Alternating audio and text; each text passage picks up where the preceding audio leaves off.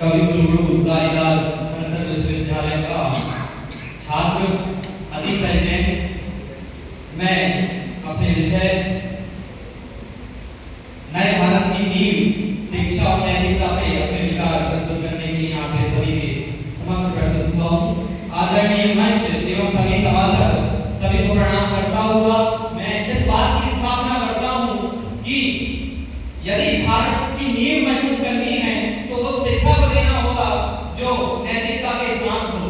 आज हम शिक्षित तो हो रहे हैं लेकिन हमें नैतिकता गायब होते जा रही है। आज हमारा बच्चा पढ़ा लिखा तो है लेकिन नैतिकता नाम की इसमें कोई चीज नहीं है।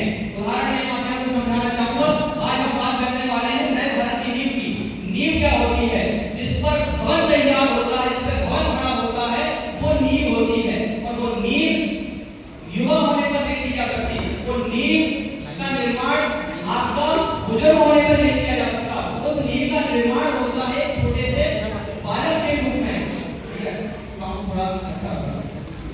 उस बालक को जब आप बचपन से ही नए भारत की शिक्षा संस्कृति समझाएंगे तब जाके आप नए भारत की नींव को मजबूत कर पाएंगे।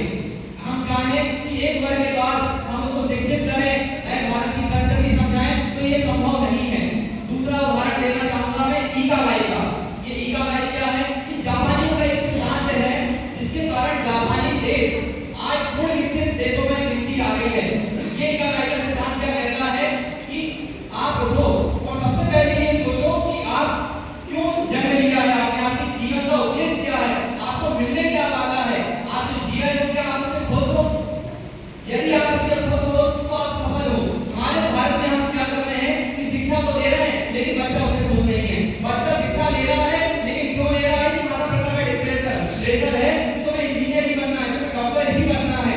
तो हम अपनी शिक्षा के उद्देश्य को पूरा नहीं कर पा रहे हैं। दूसरा उदाहरण, जब हम भारतीय की बात करते हैं और भारतीय शिक्षा की बात कर रहे हैं तो भारत में हम शिक्षित होते जा रहे हैं, नैतिकता भूलते जा रहे हैं। उदाहरण देखते हैं, आज कोई सीए बना, एक उदाहरण है, सारे क्षेत्रों में घटित होता है। कोई सीए बना तो वो शिक्षित तो हो गया लेकिन अपनी शिक्षा का प्रयोग किसमें कर रहा है? वो अपनी शिक्षा का प्रयोग टैक्स कमाने के लिए नहीं कर रहा है। टैक्स कितना ज्यादा बच जाए दूसरे का, सरकार से ज्यादा चोरी कैसे की जाए, इसमें अपना दिमाग लगा रहा है। ये शिक्षा का हनन हो रहा है, ये शिक्षा का नैतिकता का पतन होते जा रहा है। दूसरा, जब हम अपने भारत की बात करते हैं तो हमारा भारत पहले पूर्ण विकसित राज्यों में था, पूर्ण विकसित था। लोग हमारे यहाँ तक्षशिला, नालंदा जैसे विश्वविद्यालयों में पढ़ने जाते थे क्योंकि हमारे पास हमारी शिक्षा पद्धति थी, हमारा ज्ञान था, हमारी संस्कृति थी।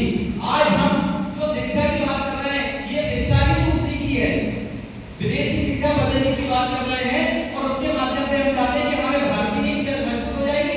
ये संभव नहीं है। इसके लिए हमें अपने भारत की संस्कृति को अपनाना पड़ेगा, भारत के ज्ञान को अपनाना पड़ेगा, तब जाके हमारे भारत की संस्कृति मजबूत होगी। अगला पॉइंट, यदि हम अपने भारत की नींव को मजबूत करना चाहते हैं तो इसमें एक अहम भूमिका शिक्षकों की भी होती है। यदि जो स्वयं शिक्षित नहीं है, जो स्वयं नैतिक नहीं है, वो बच्चों को क्या नैतिकता का ज्ञान देगा? इसके लिए शिक्षक का सबसे पहले नैतिक होना जरूरी है। आज हम देखते हैं कि कोई बहुत अच्छा शिक्षित व्यक्ति है, शिक्षक बनने योग्य है, उसे नौकरी नहीं लग रही। अभी तो जिसने साइड से कुछ लाख रुपए बचवा दिए उसकी नौकरी लग जा रही है। तो क्या ये नैतिकता है? ये नैतिकता नहीं है। दूसरा, जब हमारा बच्चा छोटा है और उसको हम कहीं एडमिशन के लिए लेके जाते हैं और हमसे बोला जाता है कि आपको 20 लाख रुपए, 25 लाख रुपए डोनेशन देनी पड़ेगी तब आपका एडमिशन होगा। बच्चा वही देखता है, आगे चल के वो क्या करेगा? वो देखेगा कि मेरे पापा ने धनराशि दी थी तो अब वो क्या सीख रहा है। ये इसका आकलन हमें स्वयं करना होगा